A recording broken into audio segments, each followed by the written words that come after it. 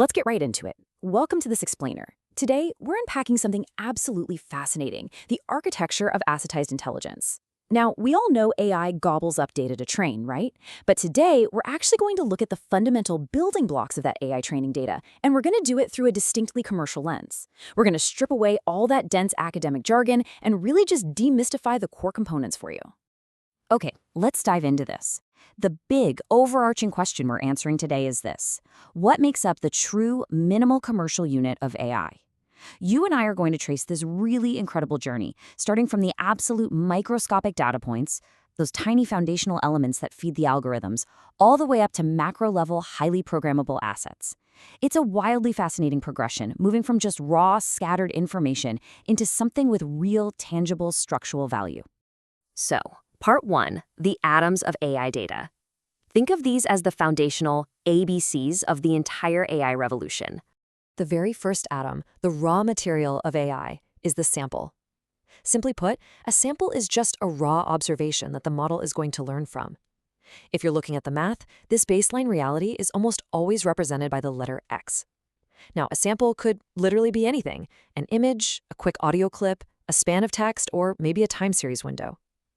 And when we start talking about commercializing data, well, this mathematical X is a huge deal because it represents the raw, unpolished foundation of our asset, long before any real value has been overlaid onto it. Now, what's really interesting about this slide is how we actually give that raw material meaning. We apply a label. Mathematically, you'll see this noted as a Y. A label is essentially a structured interpretation of that raw sample. It's the bounding box you draw around a stop sign in a photo, or a simple 1 to 5 star rating, or even a super detailed segmentation mask. Because think about it, without the Y, the X is really just unguided noise to a computer. The label provides that essential map. It tells the AI exactly what it's looking at. But hold on, how do we actually guarantee that the label is correct? Well, that is where validation comes in. This is your definitive quality judgment, or an evidence check on either a sample or a label. This can happen through consensus voting, rubric scoring, or even human adjudication. Actually, let's emphasize that last part. If validation relies totally on automation without a human in the loop, a model can be easily poisoned by bad inputs. That human validation, it's absolutely crucial. It's the ultimate quality assurance step that locks in the commercial value of the data before the AI ever even gets a glimpse of it. Which brings us to Part 2, why data quality matters. Because you might be wondering, why is this atomic level quality the actual bottleneck for reliable models? Well, it all comes down to a compounding effect. And honestly, the real-world pitfalls are pretty severe. When you have a poor signal-to-noise ratio because of mislabeled data, it doesn't just slow down how fast the model learns, or its convergence. It actively forces the model to cheat, basically relying on shortcut features to just make blind guesses. And those shortcuts, they inevitably create bias and label leakage that completely destroy a model's ability to be fair or to generalize out in the real world.